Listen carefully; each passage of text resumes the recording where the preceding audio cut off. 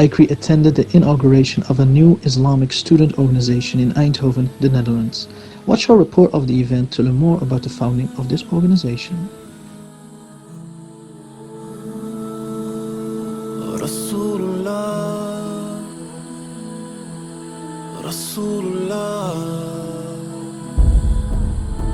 You are the only one, the messenger.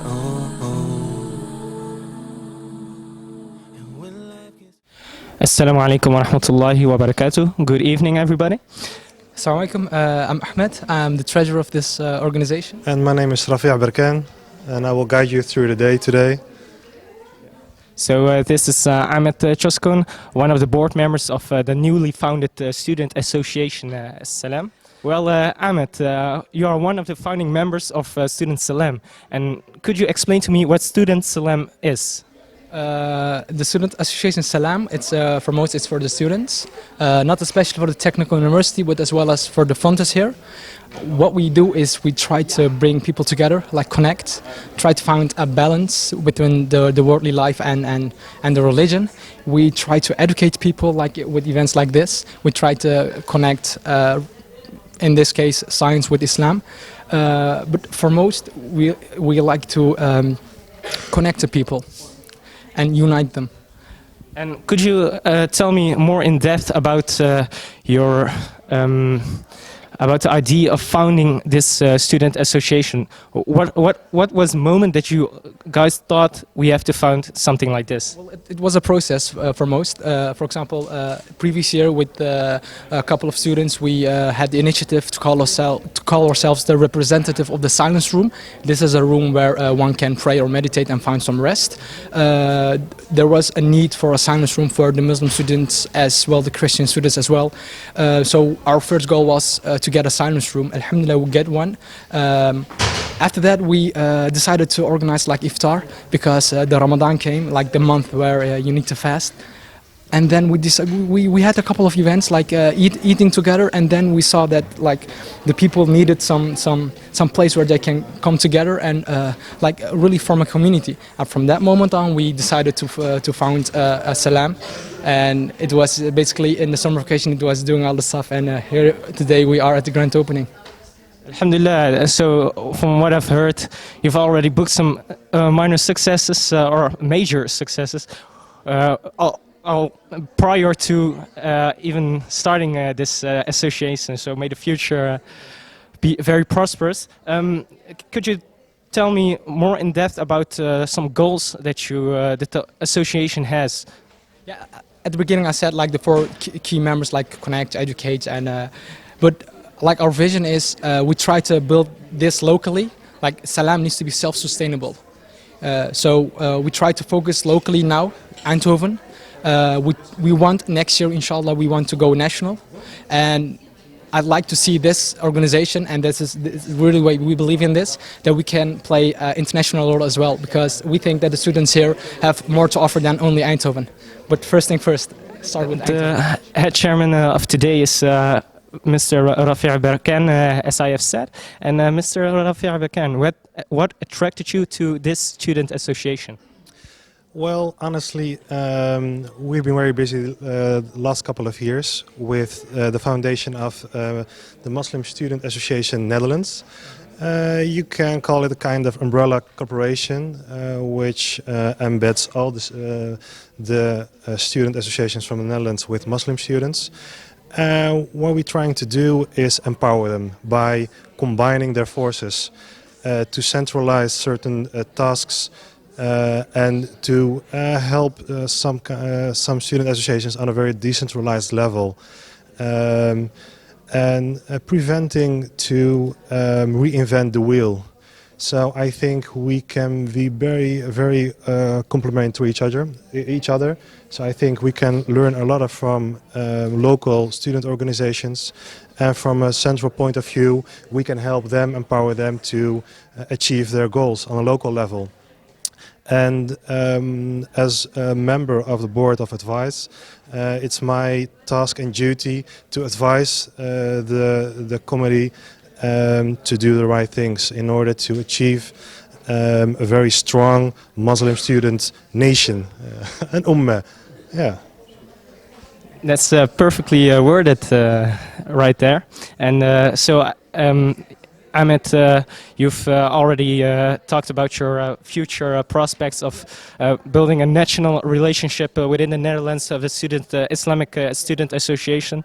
Rafael Bakan concluded that MSA is also working on that. Could we see a lot of partnership between the two associations in the near future? Definitely, it is on our roadmap. But as I said, the first thing we need to locally become a strong unity here in order to help nationally. Because if you can't manage to bring people together and have your how can I call it, your papers right, then you can't contribute that much at the national level. So the basement is Eindhoven first, and then we can build to Netherlands, and definitely MSA Nederland is on our map. And what does need to happen on the short term, locally, to achieve this goal? Well, now we are like the head of Salaam is 4 men. We have our goals. Like we need to get the silence room. Like we now have a temporary silence room in the connector 1.13. But there is a new building. There is in renovation, and it's called the Atlas. So we need to focus on that in order to get that silence room. For example, the halal food in the cafeteria. Try to get more of a community, get some members, and if we think we are stable enough as a community, and we filled up the vacancies and people we are searching for, I think then it's a good step to consider to work together with MSA Nederland.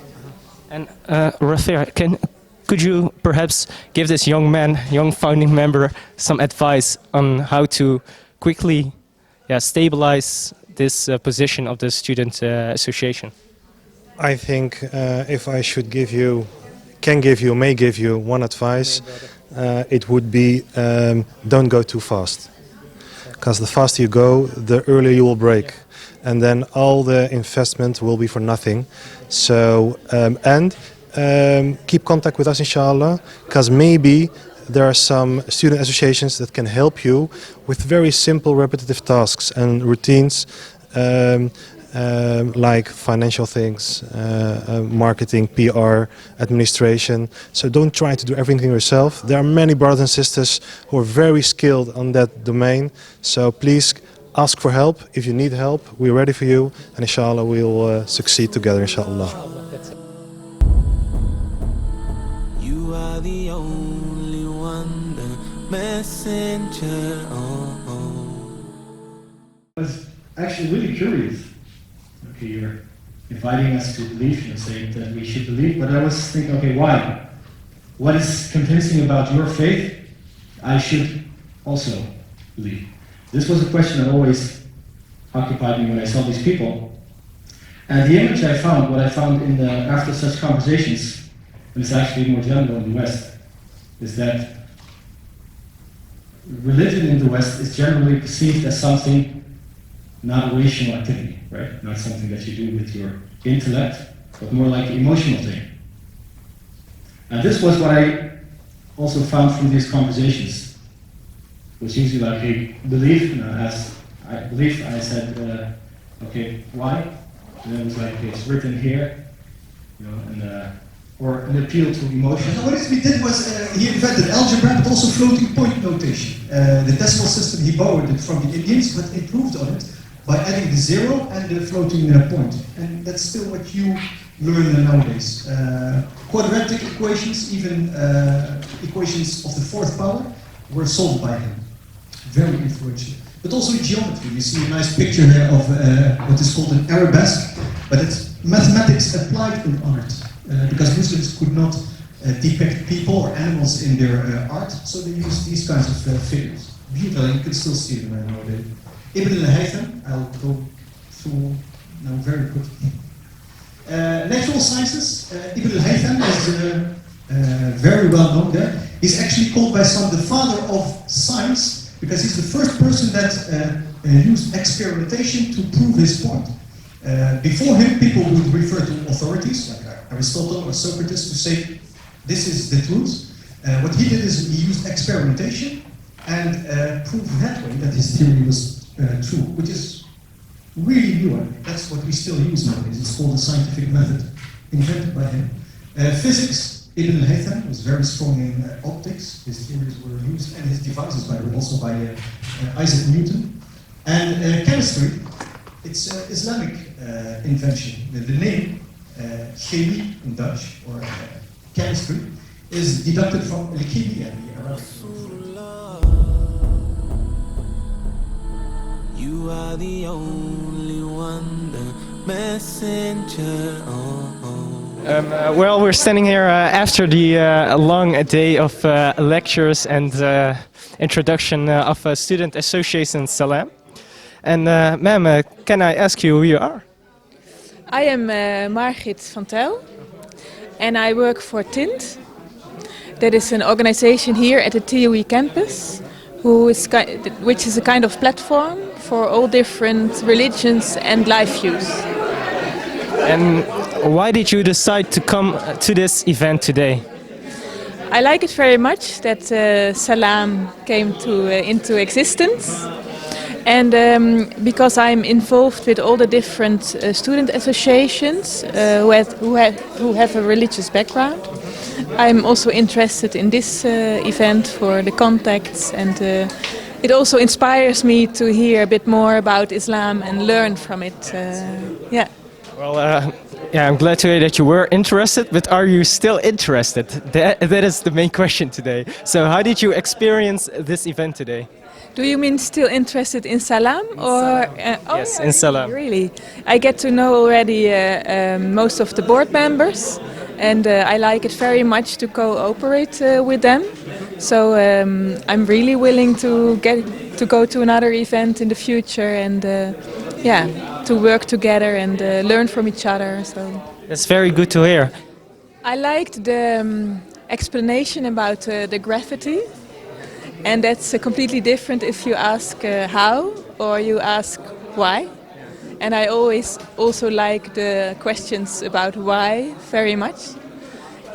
So it made me interested in the question, why does this presenter, Jos van Rooij, choose the Islam and not Christianity or Buddhism or...